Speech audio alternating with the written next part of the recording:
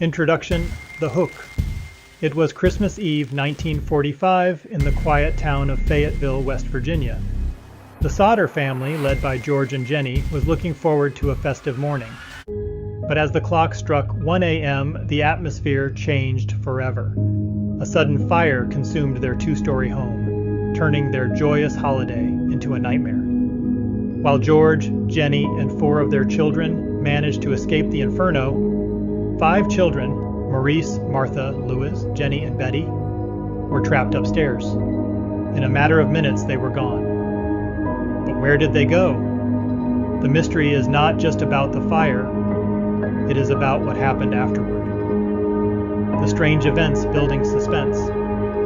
The events of that night were bizarre from the very beginning. When the fire broke out, George desperately tried to reach his children on the second floor. He rushed to grab his ladder, which had been leaning against the side of the house just a few hours earlier, but it was gone. He then tried to use his 2 coal trucks to reach the second-story windows, but neither would start, despite the fact that they had been running perfectly fine the day before. Even more chilling, when he tried to call for help, he discovered that the telephone line had been cut, effectively isolating the family from the rest of the town. The investigation, the impossible truth. When the fire department finally arrived at the scene, the house was nothing more than a pile of smoldering ruins. The fire chief at the time made a shocking claim. He stated that the fire had reached such high temperatures that the children's bodies had been completely cremated. However, forensic experts later disputed this, noting that a typical house fire in 1945 could not reach the extreme temperatures required to turn human bones into ash. Astonishingly, not a single bone or trace of the 5 children was ever found in the debris. The deeper mystery, threats, and leads. The questions only grew as time passed.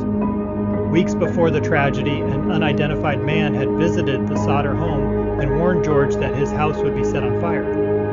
This was allegedly due to George's open criticism of the Italian government and Mussolini, which had made him some dangerous enemies.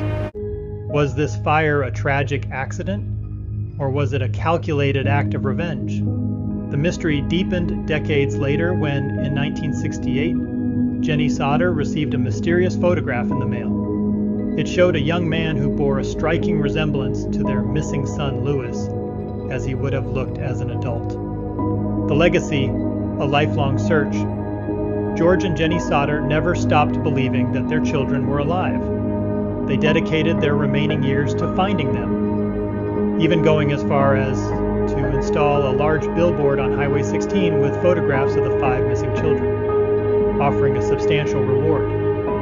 They lived the rest of their lives in sorrow, waiting for answers that never came.